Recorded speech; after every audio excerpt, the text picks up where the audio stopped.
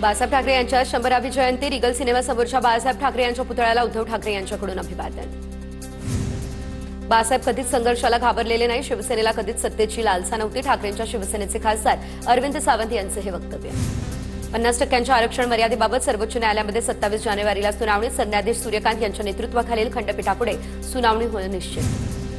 लातूरमधल्या उदगीरमध्ये तरुणानं माजी मंत्री संजय बनसोडे यांच्या कार्यालयाबाहेर लघुशंका केल्याचा प्रकार। वडिलांना जिल्हा परिषदेची उमेदवारी न दिल्यानं तरुणाचं दारूच्या नशेत हे घृणास्पद कृत्य। सांगलीमध्ये जयंत पाटलांच्या वडिलांच्या बॅनरवरील फोटोवर जादूटोणा। झडपी निवडणुकीच्या पार्श्वभूमीवर जादूटोण्याचा प्रकार समोर।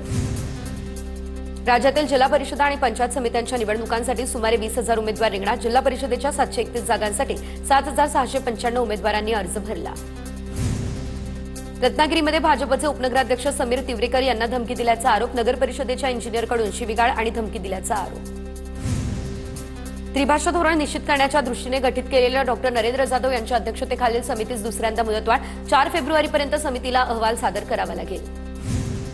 संजय राऊत यांना मालेगाव अपर न्यायालयानं 1000 रुपयांचा दंड ठोठावला। तारखेला अनुपस्थित राहिल्यानं न्यायालयाचा आदेश। मंत्री दादा भुसे यांनी दाखल केलेल्या अब्रू नुकसानीच्या दाव्यामध्ये दंड। पुणे विमानतळावर दिल्लीहून पुण्याला आलेल्या विमानात बॉम्ब ठेवल्याची अफवा। देणारी चिठ्ठी सापडली, त्यामुळे पुणे विमानतळावर खळबळ।